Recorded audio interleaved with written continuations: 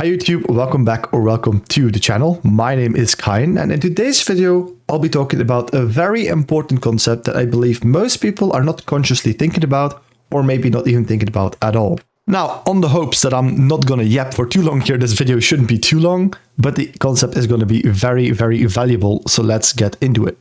Now, I'm also not in a live game, I'm just in a custom game. I know it's a bit boring, but I really want you guys to pay attention to what I'm about to say, so no distractions whatsoever. So, most people know that pre-level 6, in the early levels of playing League, like the early lane phase, it's typically very good to really, focus on the lane, With that being said, I mean things like freezing are super good, because if you set up a freeze, for example, what's going to happen is you're basically farming and you're denying your direct mid lane opponent here some farm. So if this is your lane opponent and you set up a freeze here and you can stop them or prevent them from walking up to your minion wave, now they're missing gold and XP, but you're still farming their minions. So slowly but surely, you're getting ahead of your opponent. So things like this is very lane oriented, right? If you do a freeze, the problem is you cannot move outside of the lane, things like that. So it's like you're stuck in lane, but you're definitely getting an advantage. Now, there is a flaw with this thinking. Pre-level 6, I completely agree with this thinking. But what happens is too often people are either too passive or in lane, or they focus too much on it in lane. Let's start with focusing too much on the laning phase. So, for example, if I'm level 6 Akali and I'm freezing my wave. So what am I doing? What am I inherently doing, or what am I doing in the most fundamental form? I'm just farming. That's all freezing is. I'm farming minions and my opponent is not farming minions, ideally.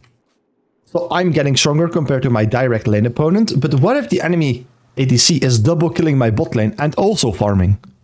So we're both farming, but she's also getting a double kill on top of that. So even though I'm getting stronger compared to my direct lane opponent, I'm getting weaker compared to the enemy ADC and perhaps even top laner. So what the job is in League of Legends is pre-level 6, it's really your job, or during the early lane phase, it's really your job to build your initial lead by focusing on the lane phase itself. Once you get to the level 6 point, so starting from level 6, 7, 8, 9, around minute 8-ish, that's where you really want to start being a little bit more proactive and start basically turning your focus from the lane phase and getting stronger compared to your lane opponent more towards a global perspective, where you also try to become stronger compared to everyone else in the enemy team. So you're not just focusing on your direct lane opponent. So then from that perspective, you might already think or assume, and that would be correct, that freezing after level 6 or level 7 is typically not that good, because all you're doing is basically farming and there's a lot more to do on the map. And that's indeed correct, and that's basically the idea behind this video. Not necessarily that you need to stop freezing past level 6, but that you have to start becoming more proactive around minute 8. It's very difficult to put a minute on it in League, because it varies. Every single game is different when you have to be more proactive. But typically around level 6, 7, 8, or 9, that's where the proactivity should really start.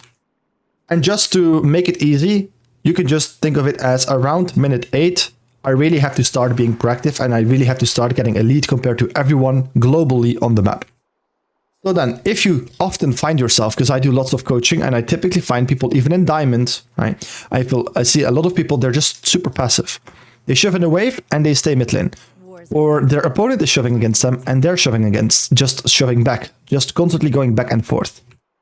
What you need to be doing is you need to be doing more than just farming. What does that mean? What does it mean to do more than just farming? It means, for example, killing your lane opponent. Well, what if you can't kill your lane opponent? Well, maybe you can, maybe they're weak. They can't, you can't kill them, but they can also not kill you. So maybe you can push the wave in and take their turret plates. Now let's say that's not the case. You can't kill them and you can't kill their turret plates. Now what do you do? Well, now you can typically just go for roams, right?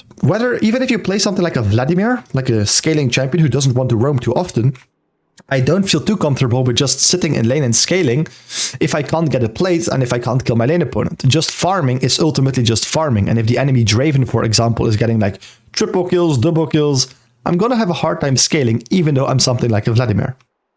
So what I really want to do then is start roaming and potentially shutting down the Draven before he gets ultra fed and the game is lost. So that's something that I really wanted to put your attention, that around minute 8 you really have to start becoming more proactive. And if you can't kill your lane opponent, to just shove waves and roam, or look to take plates, but look to do something. Right. That is something like an idea that I just want to spark in your mind, because with too many people, I just see that they're not doing that. Whenever I do a review, this is something that almost always comes up in my coachings, where it's like the student is playing way too passive and they could do a lot more, and it takes a lot longer for them to really start becoming proactive than it actually should. So hopefully now, for once and for all, you guys know and you're reminded of the fact that starting around minute 8, you really have to become proactive. And it doesn't have to be black and white, like starting around level 6, 7, 8, 9. That's when you have to become proactive.